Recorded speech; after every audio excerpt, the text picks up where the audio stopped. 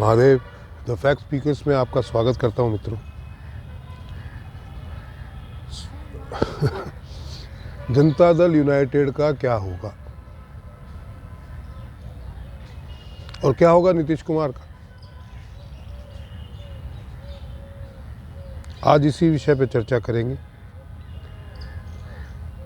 देखिए, सबसे पहले तो मेरे सनातन परिवार के जितने भी सदस्य हैं उनका कोटि कोटि अभिनंदन है भाई, और जिन्होंने सब्सक्राइब नहीं किया उनसे निवेदन है कि प्लीज़ सब्सक्राइब कीजिए, शेयर कीजिए, कमेंट कीजिए, कंट्रीब्यूट सारे मिलके ज़रूर, और इस चैनल को थोड़ा आगे बढ़ाइए। अब बात करते हैं जनता दल यूनाइटेड की। जनता दल यूनाइटेड एक ऐसी पार्टी, नीतीश कुमार का जो अभी तक का रवैया रहा है, वो पहले जनता दल में थे। महादेव महादेव, जनता दल से तोड़ के उन्होंने समता पार्टी बनाई, समता पार्टी छोड़ के उन्होंने जनता दल यूनाइटेड बनाई।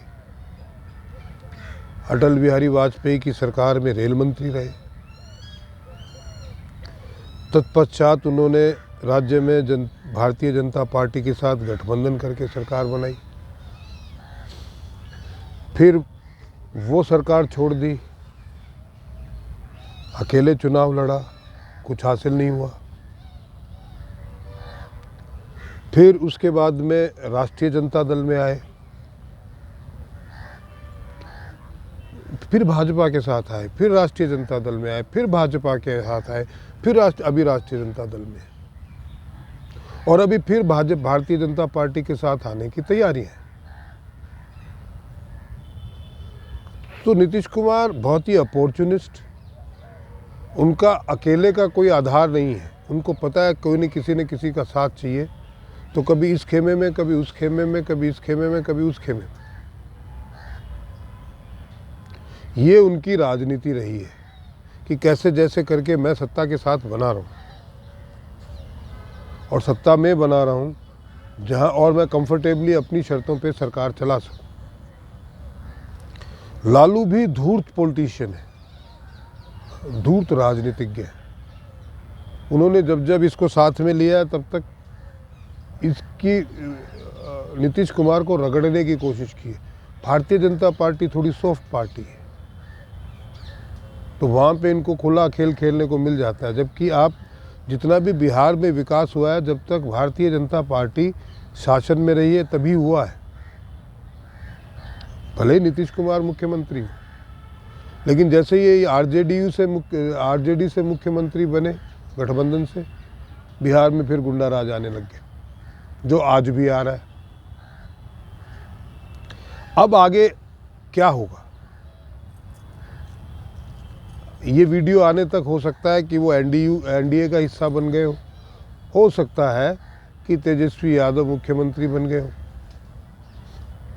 आरजेडी में टूट निश्चित, ये बात मैं पहले भी कई बार कह चुका हूँ मेरे एस्ट्रोलॉजी के चैनल पे। चाहे ये एनडीए में आए, चाहे आरजेडी में जाएं, कहीं भी जाएं, आरजेडी में टूट होगी।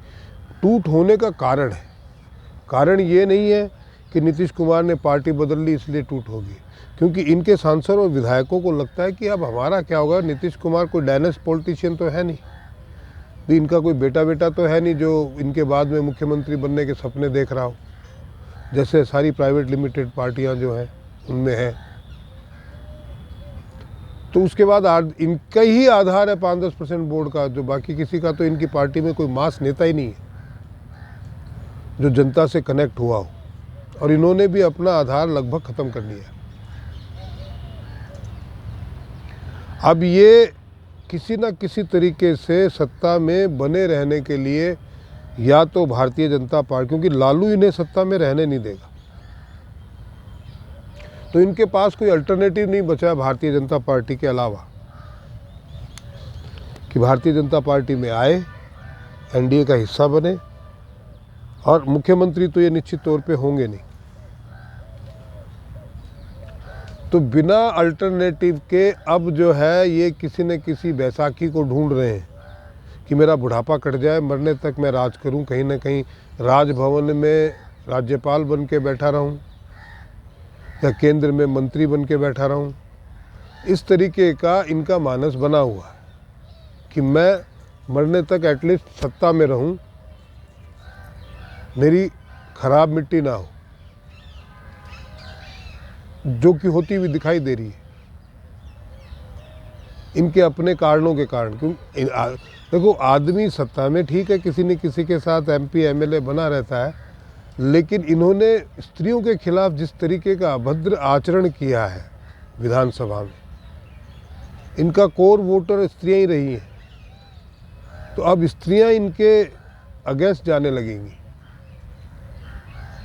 और स्त्रियों का इनके अगेंस्ट जाने का मतलब ये है कि इनका कोई आधार नहीं रहेगा। और आजकल इनको याद कुछ नहीं रहता है, बोलते टाइम कुछ समझ में नहीं आता क्या बोल रहे हैं, क्यों बोल रहे हैं।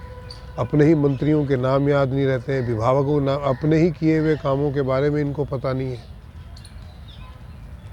तो ये जो इनकी मानसिक स्थिति बनी हुई है, ये घातक है। घातक जनता दल यूनाइटेड के लिए भी है, क्योंकि जो मेन स्तंभ है जिसके ऊपर बिल्डिंग खड़ी है वही टूट जाए तो बिल्डिंग तो टूटनी है भैया। और JDU के मेन स्तंभ नीतीश कुमार ही है। लल्लन सिंह जो है वो लालू यादव के फेवर में रहे हैं हमेशा से ही, उन्होंने इनको मरवाया है प्रधानमंत्री के सपने दिखा के। सपने तो इन्होंने कई बार देखे हैं कि हमारी 10-20 सीटें भी आ गई तो हम बार्गेनिंग करके देवेगौड़ा जी की तरह या इंद्र कुमार गुजराल की तरह या चंद्रशेखर की तरह कैसे भी करके जो है प्रधानमंत्री बन जाएंगे एक बार, तो हमारी भी समाधि राजघाट पे होगी। देश हमें भी प्रधानमंत्री के रूप में याद करेगा। मंशाएं सबकी होती है, इनकी भी है, आकांक्षाएं भी है, महत्वाकांक्षाएं भी है, पर उसकी एक सीमा होती है और एक उम्र होती है। एक उम्र के बाद में इंसान को ये पता है कि उसको आगे जाना है तो उसकी तैयारी करनी शुरू कर देनी चाहिए। एटलीस्ट एक उम्र के पश्चात तो करनी चाहिए। बट ये अजीब सी महत्वाकांक्षाएं हैं जो मरते दम तक सत्ता से चिपटे रहने का लोभ लालच है, उसने बर्बाद कर दिया। जनता की सोचना तो इन्होंने 5 साल पहले ही बंद कर दिया था, सिर्फ अपनी सोचते रहे। और मुझे लगता नहीं कभी इन्होंने जनता की सोची भी होगी। हमेशा से ये रहा कि मैं कैसे मुख्यमंत्री बना रहा हूँ बिहार का, तो एटलीस्ट एंड में जब मरूं तो कम से कम मेरे नाम के नीचे तो longest serving chief minister of Bihar, क्योंकि लगातार सत्ता में चीफ मिनिस्टर बने रहे हैं, चाहे पार्टी किसी की भी रही है उनके साथ, और बिहार वहीं का वहीं खड्डे में है। तो बिहार को अब जो है 2025-26 के बाद में बिहार का समय ठीक आने वाला है, जब कोई न कोई नया नेता मिलेगा, नया विजन मिलेगा, बिहार के विकास की बात होगी, ये मुझे लगता है। आपको क्या लगता है? आप अपने विचार भी साझा कीजिए। आज के वीडियो में इतना ही।